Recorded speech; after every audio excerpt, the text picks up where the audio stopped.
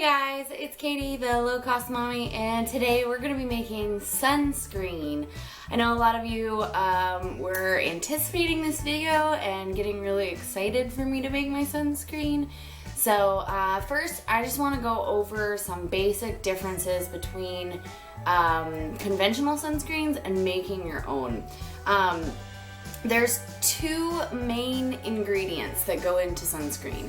One is zinc oxide, which is what we're going to be using today. This is mine. Zinc oxide is a broad spectrum chemical, so it is going to leave out the bad rays that we get from the sun, the carcinogens, the things that make us burn, and the things that make people afraid of skin cancer. The second is titanium dioxide. That is what filters out the UVA and UVB rays, which personally I would prefer to keep those in. A lot of the time we are vitamin D deficient. Our bodies get vitamin D from the sun. That is what keeps you healthy, it's what keeps you happy, and it keeps you from being deficient, and that is the main cause of skin cancers, being vitamin D deficient. So using sunscreens and staying out of the sun is actually a lot more detrimental to our health than using all of those sunscreens to protect us from the sunlight. So today in our sunscreen we're going to be using just zinc oxide. We are not adding any titanium dioxide. You can use this same recipe and get your own titanium dioxide and add that in if you would like to, but that's personal preference. Like I said, for our family, we're not going to do that. We want as much vitamin D that we can get from the sun as possible. So next I am going to go over everything that you're going to need. First is going to be a glass jar. You can use a mason jar, ball jars. You can buy them in like 6-packs at Walmart. I got this one because it had a nice lid that I can pop on and easily take off to get into. We are going to keep ours in the fridge. Just cool, dry place is the best place to store it. Then you're going to need, of course, your tablespoon, a 1/4 cup, and a 1/2 cup, as well as a spatula, something to stir everything together. Ingredients, we have 4 or 5 basic ingredients. First being olive oil.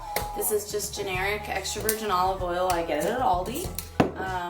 This is the coconut oil, my other oil that I'm going to need. This is organic virgin coconut oil. I get mine from Trader Joe's. You can get it from any grocery store usually, or health food store if you need to. This is beeswax. Now as you can see, it's in a granulated form, but we are going to be melting it. So don't worry about it if you get something that is liquid when you buy it, that's fine. I had to get mine at Whole Foods, but it was pretty cheap. I think I got this much for $2. And then next is the zinc. I got mine from a website called soapgoods.com, as you can see right there on the label. I'll put the link in the description below so that you guys can order some yourself. And then I'm going to be putting some lavender oil into ours just to give it a nice smell, and then that way we can tell when it's time to reapply, because that smell will have worn off. So I'm just going to get my oils into the jar and I'll be back in just a second.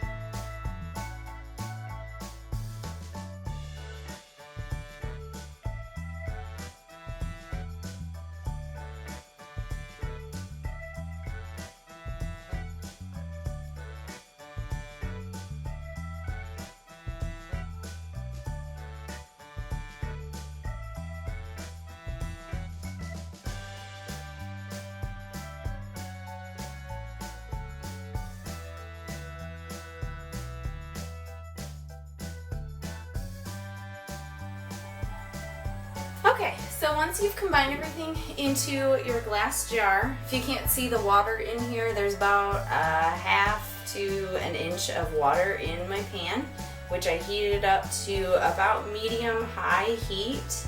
And now I'm just going to put my glass jar in the bottom of the pan, straight into the water. And I'm gonna loosely put my lid on top. So I'm not sealing it because it does have that protective seal on the inside. I'm just kind of leaving it in there so that it gets heated up. As you're heating, like I said, we're melting the beeswax.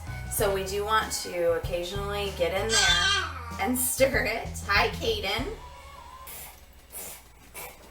Pretty much all we're doing with this, guys, is melting the beeswax because the oils were already melted. Like I said, if your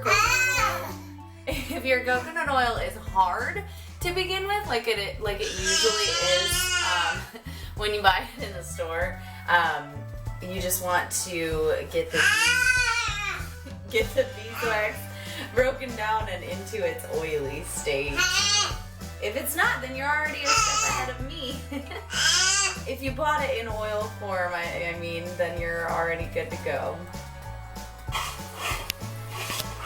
So, as you can see, I got a few little bubbles going, and my beeswax is just starting to melt. And we want to leave it at this state for probably another 2 to 3 minutes with the lid on. Alright guys, there it is. With every oil, all the oil and all the beeswax melted and combined together. So I'm going to remove this from the heat.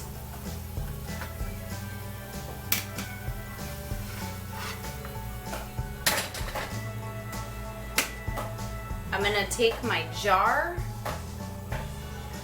out of the water because we don't want it to heat up anymore because then it'll start breaking down the oil, and that's not what we want. We don't want cooked sunscreen. Now, you have to be really, really careful with your zinc oxide. It is a chemical, it is a powder, so you don't want to like breathe this in or anything. What I'm going to do is add 2 to 3 tablespoons. Now, I do it like halves at a time. So there's a half. We're going to stir it in. So you want that to get all combined, and this is where your white color of your sunscreen is going to come in.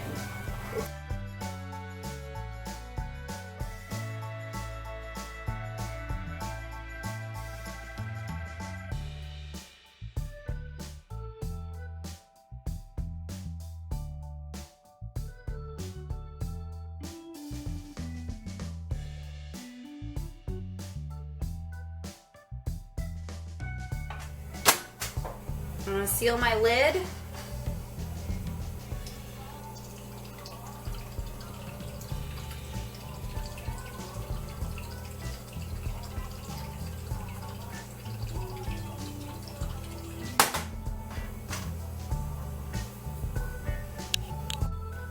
Alright guys, that's the completed sunscreen, and this gives me 6 months of SPF around 30, 35.